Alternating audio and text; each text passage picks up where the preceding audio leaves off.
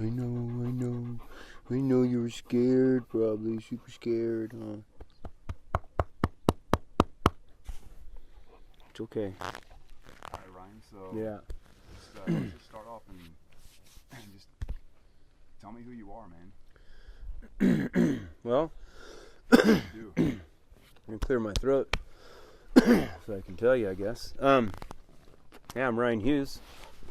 Born in Escondido, California in 1973 on April 5th. My father's name was George. My mother's name is Kathy. And yeah, the rest of it's been just an absolute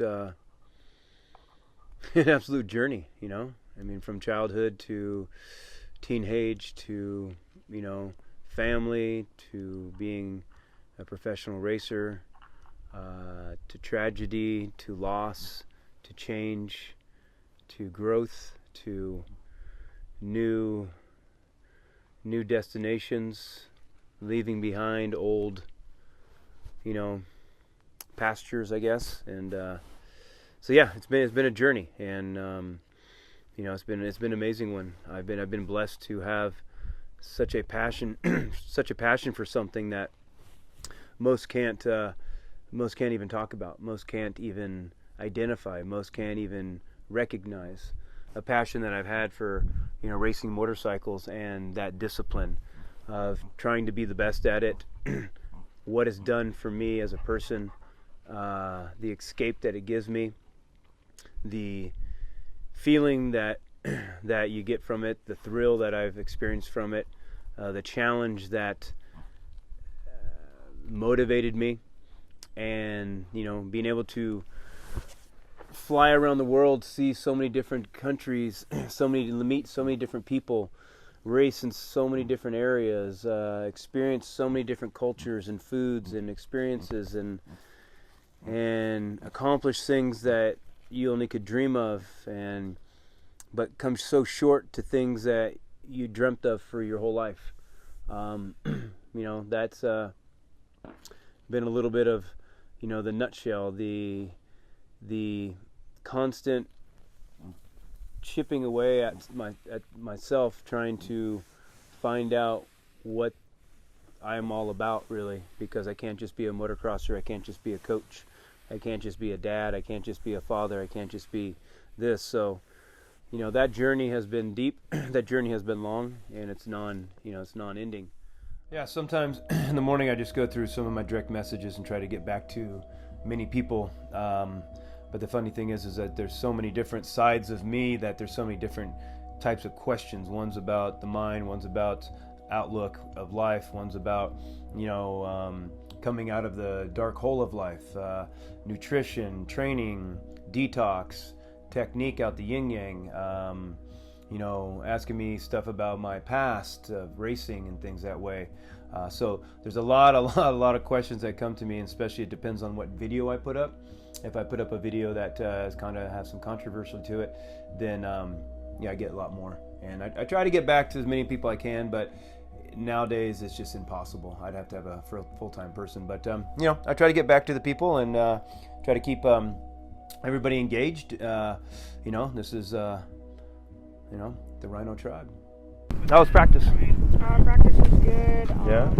Put 300 riders in on the track, so Yeah. sometimes you can't hit the jumps. And Yeah, but that's just practice. You know, that's this place here. It's going to be that way. It's going to have, you know, they're just throwing all these people in there, so, you know, you don't need to have lap times. You don't need anything. You just need to get the feel of the motorcycle, make sure everything has that flow, make sure you get a little bit of flow on the track, know where it's at. But other than that, it's just practice day, right? yep. So the biggest thing is how'd the bike feel? The bike felt good. We changed the gearing, so it would just be better coming up the turns and stuff. Cool.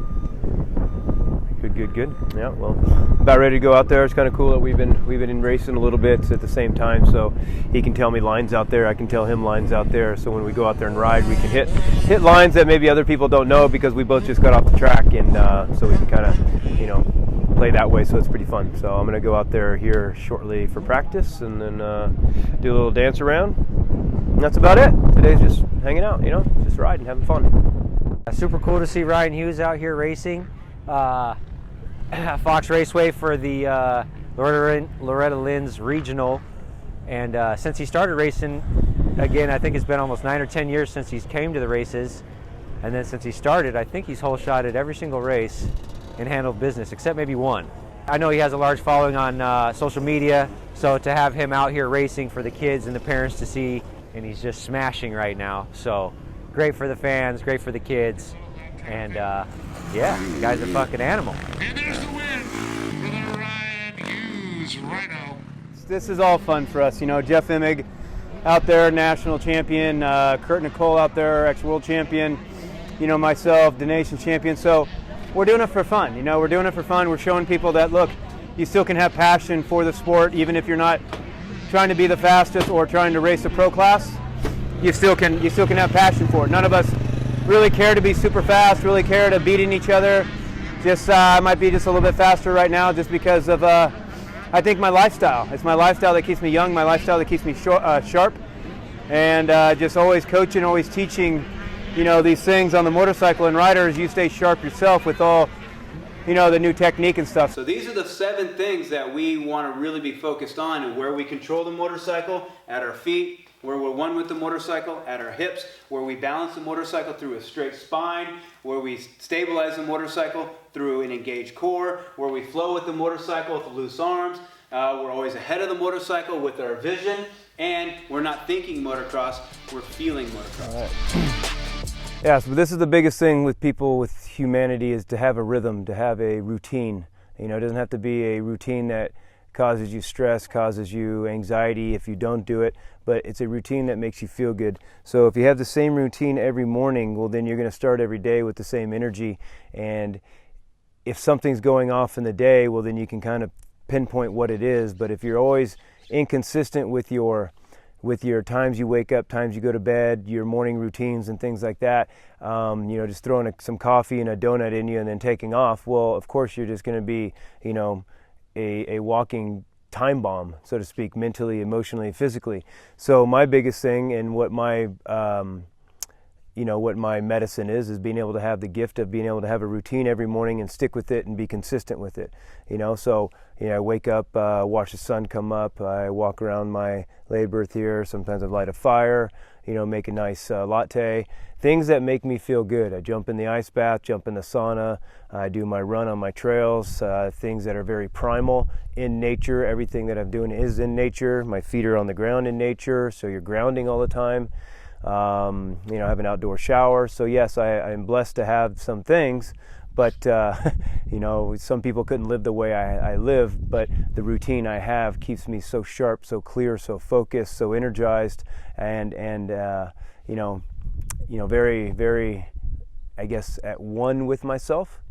And so that allows you to be more open to what's coming to you. You be open with more people, be open with your mind, because you're not being dragged down carrying 5 suitcases of bullshit that you're carrying through life. You know, you need to be simple, you need to be light, you need to be precise, and that's how you get through life, you know, very, very delicately and like a surgeon, because you're not banging into things or not being able to get places because you have so much stuff you're carrying, you know.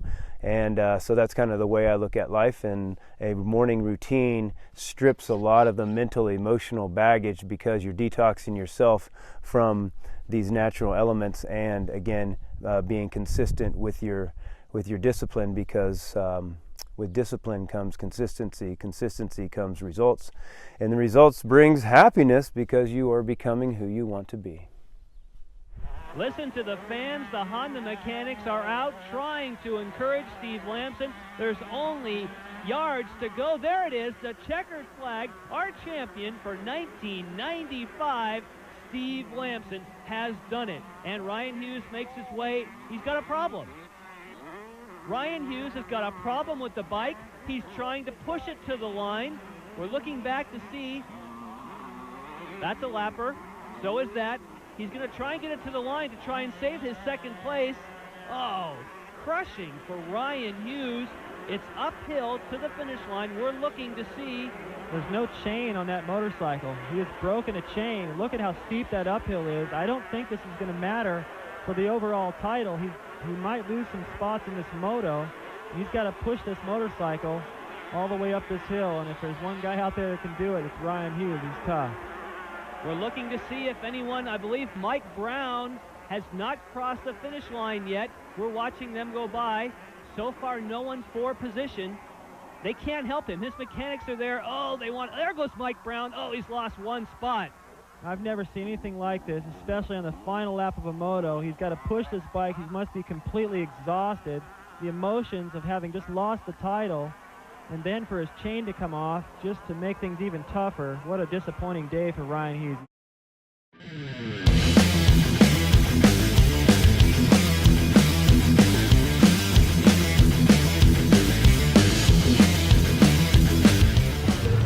All right, headed to the line for Moto 1. Do a little gate packing so we can get the whole shot. We'll bring it across in First moto, first qualifier is 40 plus. So he's riding followed by the 2004 CR125. All right, here we go. Moto 1. Still pushing.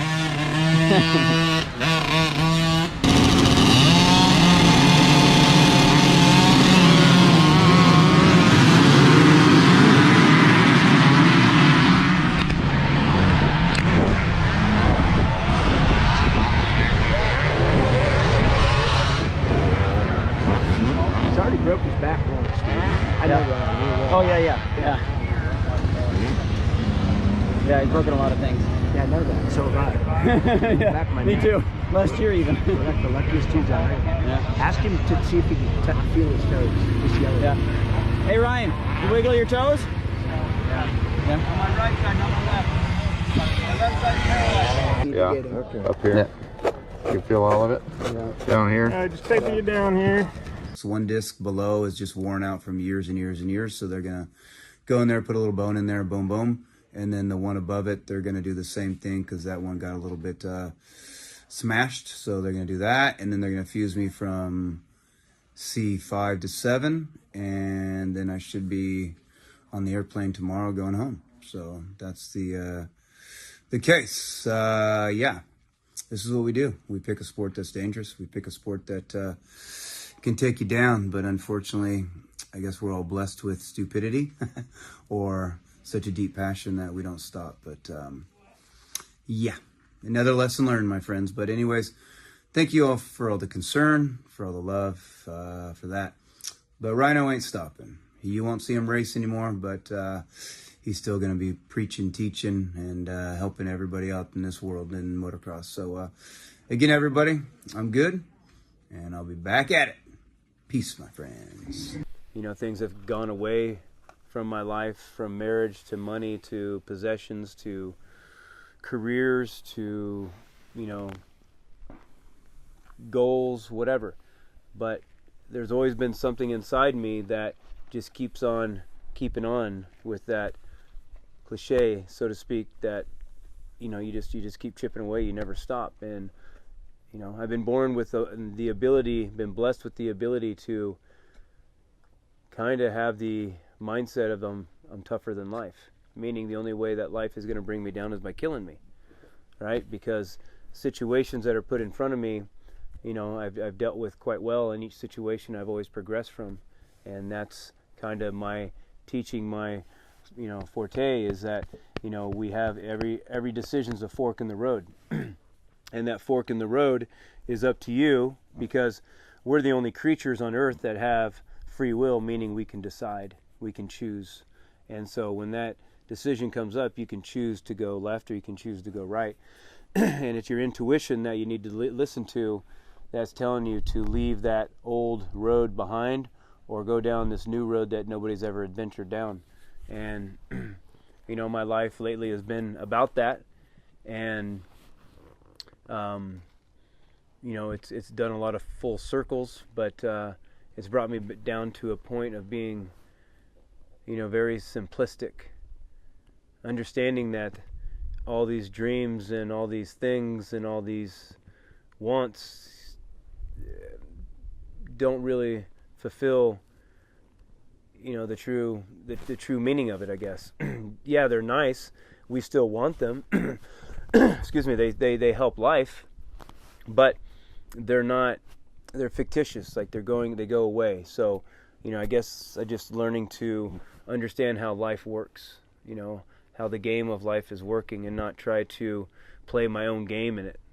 You got to play with the game, and you got to play with the flow, and you got to kind of let take the hands off the wheel, so to speak.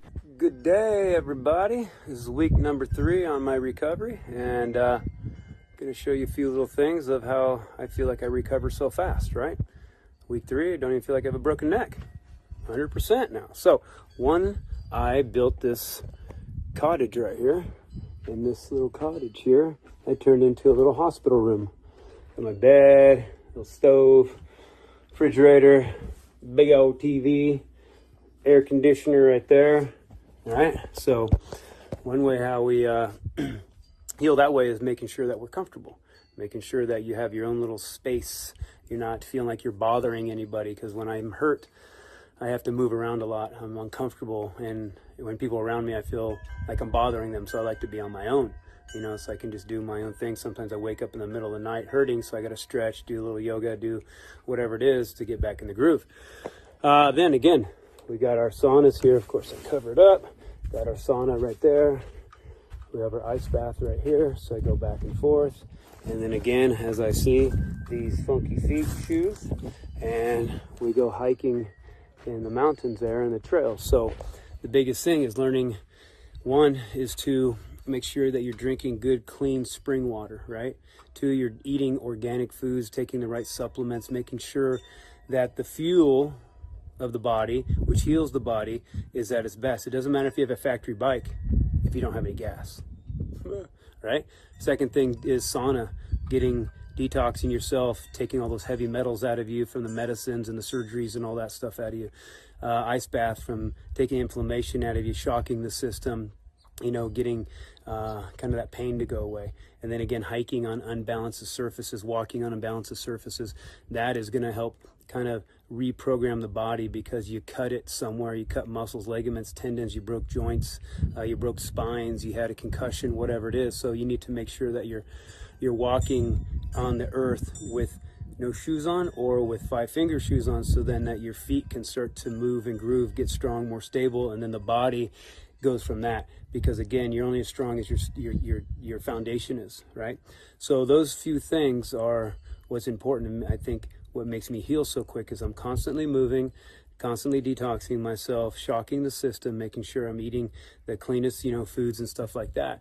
And I only go off what my body tells me, Yeah, I move a lot, I do a lot, but I only go off what it allows. When it starts getting tired, then I stop. If it's starting getting sore, then I don't do it. If it hurts, then I don't do it. But if there's no pain, then I continue with what I'm doing. So again, just a little catch up with week 3, what I do to heal. And again, hopefully everybody's feeling good. I'm feeling fantastic. Peace.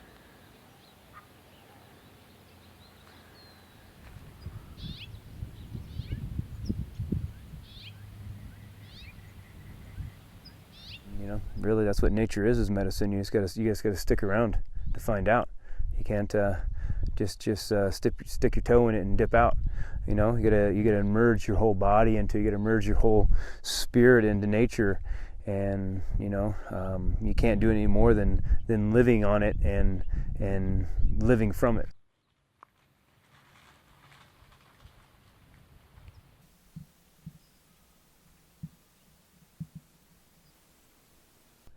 Yeah, maybe the biggest lesson I've learned is try not to want anything to become anything else. And that's where I feel we can get lost in life, is wanting everything to become something else, even somebody else to become something else, even another race to become something else, and even another religion to become something else. Everybody is wanting everything to become what they want it to be, but it's something else than it is. Or even if it's too hot, I want it to become more cold. If you're unhappy, I want to become happy. If I am happy, I hope I don't become unhappy. So this becoming thing is whenever you want anything to become something, or you want to become something new, there's always a gap in between that of what is reality, what is right now, what you are, and what you want the situation, yourself, or another to become. And there's a gap between that. And if you're in that gap, there's always going to be tension, there's always going to be anxiety, there's always going to be fear, there's always going to be anger, because what you want it to become isn't there yet. So again, you're fearful that you're not going to get there. You're angry that that person or whatever isn't becoming that. You're irritated because what your life isn't becoming what it should be. So nothing in life is ever going to become everything you want it to be. So that's where people have to get off their fairy tales and thinking that there's some fairyland out there, that some better time, better place, better reality is going to exist, because this is reality and this is what it is. And life is a challenge at all times. And when you can answer that challenge with an open mind and an open spirit, by not wanting that challenge to become anything, just accepting the challenge and working through it, I don't know. It's hard for me to explain a little bit of what's becoming of myself, because this is all new to me also. And what I feel is happening to me is something I can't explain at the moment, because it's still kind of new to me, that I have a lot of these different feelings and a lot of these different kind of understandings. And I don't know where the hell it comes from, but just it's in there. And I think life is speaking to me through what life is giving me. Life is speaking to me through what life is taking away from me. Life is speaking to me by what life challenges me with. Life is speaking to me by what life rewards me with. But I have to see that with the right view, because if I look at it with a view of what I think any type of happiness or success or well-being is, then it's not going to be so magical to me. But when I take off the limits, or I take off the labels, or I take off the what I think it should become, then you see the magic in it. Then you see, the reward. You see the success. You see the, you see the weight in gold in it, I guess. So, yeah, it's a cool adventure, man. It's a cool adventure. I wouldn't trade it. Wouldn't trade it for the world. It's definitely a challenge a lot of times, but that challenge has taught me a lot too. And it's just, you can't be attached to things. You can't be attached to what you want things to become. Everything takes time. Everything has its timing. Everything has its flow. And when you can allow yourself to just chip away at things, that timing will tell you when it's time. And then that flow will happen, because now you're working with your way and with timing, if that makes sense. You can't go farther than what's meant to happen. And when you do, you usually go backwards. And I've done that a lot in my life, because I've wanted things so bad and overdid it, because more is just more. And so that's why I just kind of chip away at this. And why I chip away at this, it chips away at me. And as it chips away at me, I chip away at understanding a little bit more about myself.